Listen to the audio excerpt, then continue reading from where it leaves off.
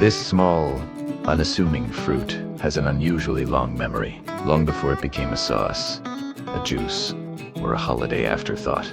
The cranberry grew wild across the wetlands of North America. It thrived in cold bogs and acidic soil, places where most other plants would simply give up. This incredible resilience made the cranberry valuable, long before anyone thought to sweeten it. Indigenous peoples were the first to truly understand its importance. For many tribes, cranberries were food, medicine, and a preservative all in one. They were eaten fresh, dried for storage, or crushed and mixed with fat and dried meat to create pemmican, a dense, long-lasting food perfect for travel and survival. The cranberries helped preserve the mixture, slowing spoilage and extending its life through harsh winters.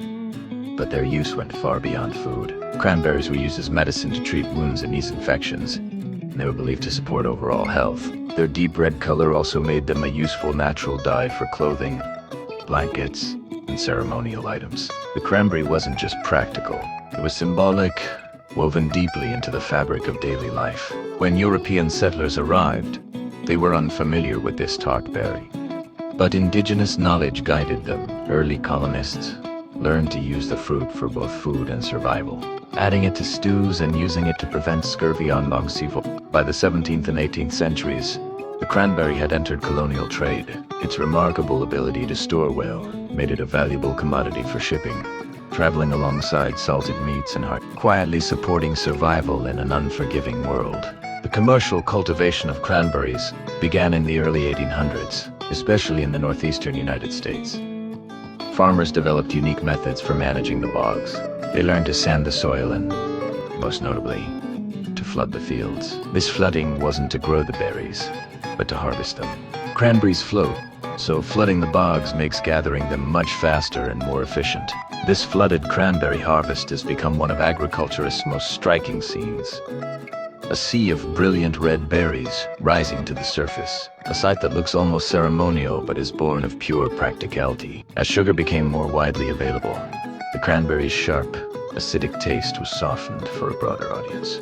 Sauces, juices, and sweetened dried cranberries brought the fruit into mainstream diets, often in a much sweeter form than nature intended. Over time, the cranberry became closely tied to holidays, especially Thanksgiving, transforming from a survival food into a beloved tradition.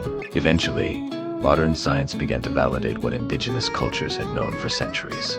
Scientists discovered that cranberries contain compounds that inhibit certain bacteria, particularly those causing infections. Their natural acidity and antioxidants contribute to preservation and health in ways that once seemed like folklore. Today, cranberries are still grown in the same demanding environments that shaped them: cold, wet, and unforgiving. They remain stubbornly sour, a fruit that refuses to be pleasant without a little help. But that very sharpness is the point. The cranberry was never meant to be a gentle fruit.